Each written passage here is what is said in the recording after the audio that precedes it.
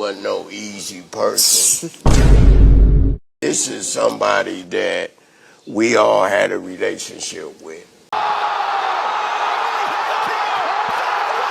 You know what I mean? A friendship. While my brother was going with her, it wasn't no going behind his back or anything like that. She wasn't built like that. It was after the fact. Ann was a good woman. She's a lovely person. Yeah. What I appreciate about what they're doing is that at the end of the day, this is his mother still. Right. And That's what I'm saying. so we have to make sure that we're talking about That's her what with I'm some trying respect.